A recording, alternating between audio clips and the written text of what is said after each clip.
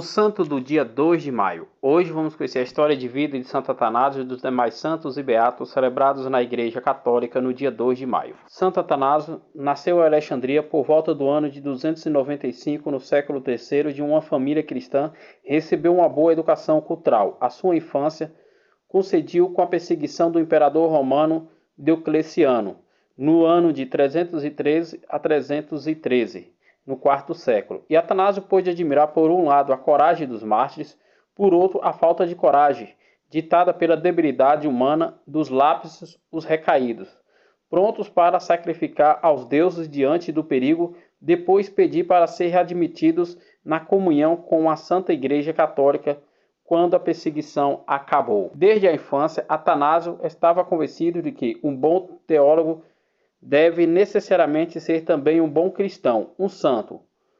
E os contatos com Antônio Abate, patriarca do monaquismo, foram de grande conforto, porque compreendeu como este homem, pobre e isolado, sabia muito mais e muito melhor do que muitos eruditos da cidade. Além de um estudo verdadeiro conhecimento das Sagradas Escrituras, com uma vida justa e uma alma pura, e virtudes segundo Cristo são necessários para que, caminhando na virtude, intelecto possa alcançar e entender o que deseja, tanto quanto a natureza humana pode entender de Deus, o Verbo de fato. Sem um intelecto puro ou uma vida modelada nos santos, não se pode entender as palavras dos santos. Portanto, quem quiser entender os pensamentos dos teólogos deve purificar a alma.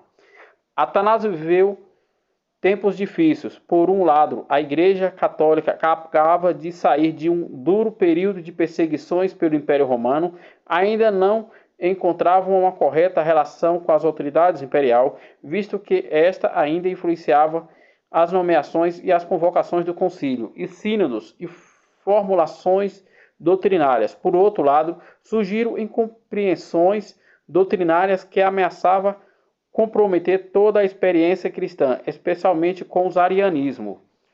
Ário, sacerdote da Igreja de Alexandria. De fato, na cultura grega, acreditar-se no único Deus não era um problema.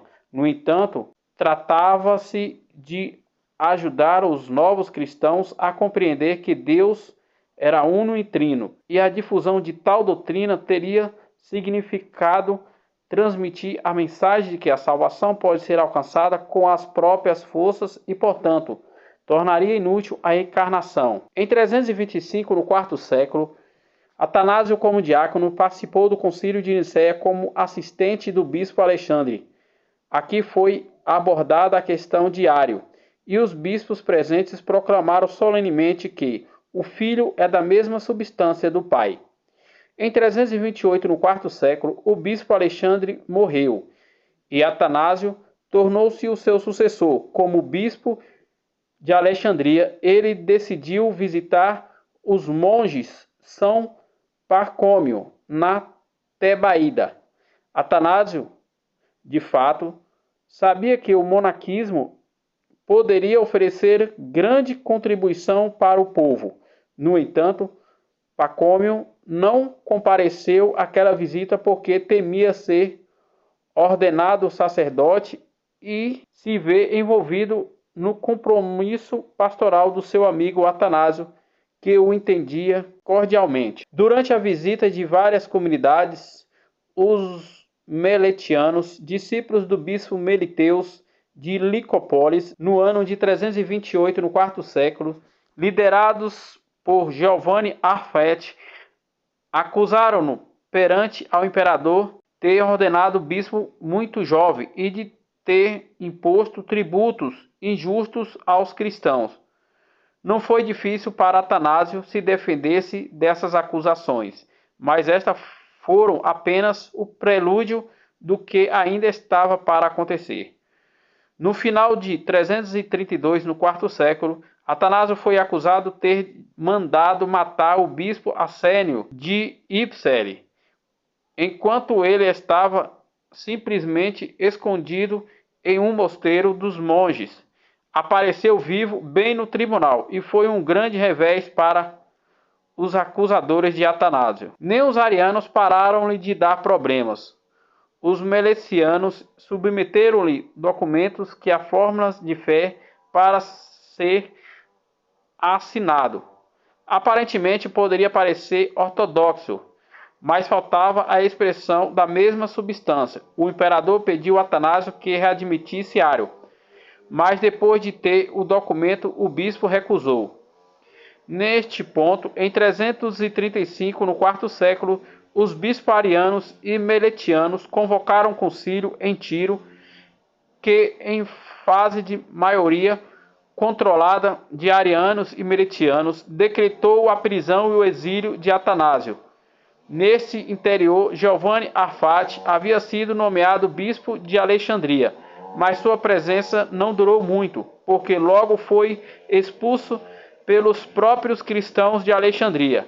A partir desse momento, a cátedra de Alexandria não foi ocupada por outros bispos heréticos, pois os cristãos de Alexandria reconheciam apenas Atanásio como seu bispo. Após a morte de Constantino em 337, Atanásio, com consentimento dos imperadores do Ocidente e do Oriente, retornou-se a Alexandria. Mas, uma vez, os arianos se ocuparam e convocaram outro concílio para discutir a posição de Atanásio. E nesse ponto ele se aposentou com os monges. O Papa Júlio I, sabendo aonde ele estava, convocou a Roma para um concílio romano, durante a qual Atanásio foi declarado inocente.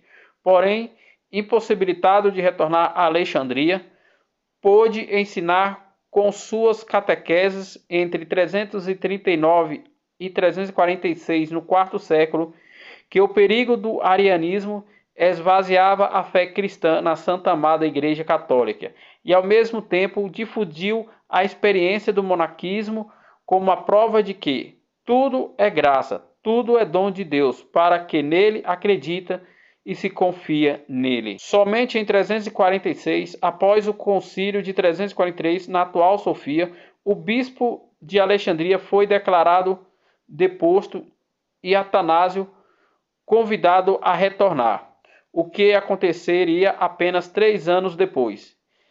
Em meio a grandes comemorações, Gregório Nazarieno conta que, ao entrar em Alexandria na frente de seu pastor, as pessoas jogavam seus mantos e palmeiras no chão. A ação pastoral de Atanásio soube conquistar os corações e mentes, como ele mesmo escrevera na História dos Arianos, contadas aos monges. Quantas mulheres de idade núbil, já preparadas e decididas para o matrimônio, permaneceram virgens para Cristo. Quantos jovens, vendo o seu exemplo, abraçaram a vida monástica, e quantos pais persuadiram seus filhos e quantos filhos convenceram seus pais a não abandonarem a fé cristã na Santa Amada Igreja Católica. São Basílio, que naqueles anos iniciava o seu ministério episcopal, reconheceu no já idoso Atanásio o único capaz de dialogar com todos, porque ninguém como ele tinha solicitude de todas as igrejas. Quando ele morreu, em 2 de maio de 373, Basílio lembrou como uma alma grande apostólica. Outros santos e beatos celebrados na Igreja Católica no dia 2 de maio. Em Florença, na Itália, Santo Antônio Prisiorio, bispo dessa cidade, no ano de 1459, morreu de morte natural. Em Sevilha, na Espanha, o beato Bernardo Sevilha, comandante do convento dos Merecidianos, faleceu de morte natural no século XIV, no ano de 1440. Em Varsília, na Polônia, o beato Bolesenius Broskovich, presbítero e mártir, faleceu no século XX, no ano de 1941, pelo exército nazista. Em Salterberne, na Suíça, o beato Cornélio de Salterberne, monge e martirizado no século XII, no ano de 1125. Em Anatia, na Península dos Santos Eros e Cruz e todos, mártir e Natália, no século II, no ano 120. Em Andalusia, na Espanha, o santo Félix de Sevilha, diácono e martirizado no século IV, no ano de 303, pelo Império Romano. O beato Giovanni Verdolino, comandante do convento de mercenários, faleceu no século XV, no ano de 1414, de morte natural. Em Azuriques, na Espanha, Santo Gurbey Maria Botriere, fundador dos jesuítas, faleceu no século XX, no ano de 1929, de morte natural. Em Connell, na Irlanda, o beato Giovanni Thury, sacerdote agostiniano, mártir no século XVII, no ano de 1654, pela Revolução Protestante.